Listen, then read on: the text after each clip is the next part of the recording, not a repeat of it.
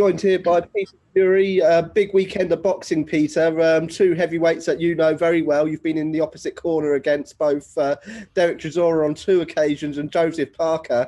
How do you see the fight going between those two? Well, obviously it'll be a good fight because Derek Chisora is not in a boring fight, so it's going to be very good there. Looking at the stats, really, you should pick Joseph Parker because he's younger, he's fresher, and he has got, for me, better boxing ability. So, but that all said and done, Chisora brings it. He's an all-in fighting man, isn't he? And unless you're on your proper A game, he's going to catch up with you. 12 rounds is a long time, so it's going to be a good fight. This, and Parker could be running away with it early, and Chisora could catch up with him mid rounds onwards. So it's one of them. But we all know. But Parker, don't underestimate his power either. He's got a punch on him. So if he connects on Chisora, it's one punch. It's a heavyweight game. So Chisora, he's got to gamble. He's got to come in, but he could walk into a lethal shot as he done with Dillian White. So all these things make it a very intriguing, interesting fight to see. So I'm looking forward to it. It'll be a great fight. Definitely. And both fighters, they've got new members of their camps as well. How much do you think that will come into play? I think it'll come into play to some amount. But, to get a fighter to turn to the way you want him, it takes quite a while. It's a new beginning for both teams, really. So it's like trying to say, I'm going to draft somebody in with Chisora and learn an old dog new tricks, in such a short space of time. I'm sure Buddy McGirt will be doing what he can, but, is it going to mean much on the night? I don't think it's going to be much of a difference. And with Parker, I don't know how long he's been with, what's his name? Andy Lee.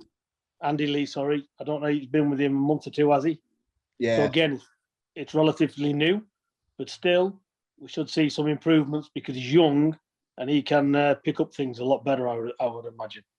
Definitely. And you mentioned it's going to be a great 12 rounds. Do you think it will go to distance, or like you said, Derek Chisora is always in these entertaining fights and Joseph Parker can land them as well? Either Derek Chisora is going to lay it all on the table like he normally does, either get tired and get stopped himself, walking into shots, or the same applies to Parker.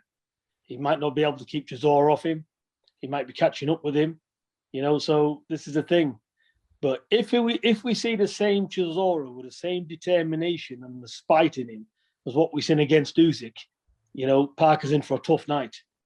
But how much has he got left in the tank after hard fights? That's the question mark with Chisora now. Is the ambition really there? Keep jumping to the well time and time again. So there's a big question mark there. Is Chisora really going to turn up for this? Or is he thinking, look, I'm going to do my best. I'm going to put hard fights up and just get me money, and that'll do, And if he comes up with that attitude, he's definitely going to come short. Definitely. And you've been busy during this period. You've been in the bubble a few times. Is there any news on when we could see Huey out in action next? Well, we're waiting on a date and opponent. So he's in training. He started sparring again. So we give him a couple of weeks off because he's already had a 3-month training camp with sparring partners. And for whatever reason, that date never came off. So he's just ticking away, Huey, and just waiting for that phone call. He's ready, isn't he? So we're just waiting for a time and a date and an opponent. And a couple of weeks ago, we've spoken to her on the show with Dom and Ant. Savannah Marshall, another impressive performance a couple of weeks ago. What's the plan with Savannah? Look to get her out again in the summer, and then hopefully that fight against Caressa Shields later in the year. Yeah, Savannah's getting better all the time. Now she's a world champion. She's got that first defense out the way. All the doubts should be erased now. That firm belief should be there. So we haven't seen the best of Savannah yet. Still things that we're working on. You've seen again improvements in the last fight. She's landing the right hand a lot more. That's coming off a lot better. So there's still things to work on, which she's back in the gym shortly and we'll be working on them. So Savannah, believe it or not, is still an improving fighter. Definitely. And looking forward to, hopefully, fingers crossed, later in the year, seeing that fight against Caressa Shields as well. What have you made of Caressa going into the world of MMA as well? I think it's all good, you know. Look, me sitting back looking at it, Caressa Shields is a phenomenal fighter. She cleared all them belts. She's a good talent, you know, got a good personality, outspoken, you know, she puts herself out there. And look, if she can get herself recognition in MMA and all this, you know, good luck to her. You know, the more the fight builds is better for both of them anyway. So, like I said, I respect her as a fighter, and I think she's very good. And Savannah is highly capable of beating Caressa Shields, but so you can say the other way around. So again, it's a 50-50 battle, and that's why it's such an intriguing fight. This, you know,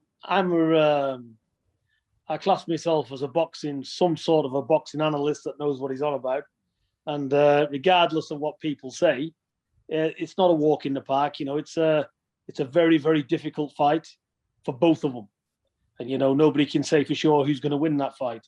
That's why it needs the build up it's getting, because it will be a hell of a fight. There'll be no standoff jibber jabbing anyway. It'll be, they'll have to get down to, as I would say, blood and snot to pull it out the bag. So it will be a hard-fought contest. Definitely. And women's boxing has been on the uprise, especially this year. We've seen so many great fights from Eddie Hearn's back garden to the night Savannah won a couple of weeks ago, when you had Ebony Bridges on there as well, and Terry Harper coming up. And this weekend on the show, we have got another great female bout with Katie Taylor taking on Tasha Jonas. What do you make of that one, and how do you see that one going, Peter? I think Natasha Jonas is very, very awkward, and she can punch. You know, so I think she'll make a tough night of it. I think Katie Taylor won't be in it all her own way. And I just wish Natasha Jonas all the very best with it.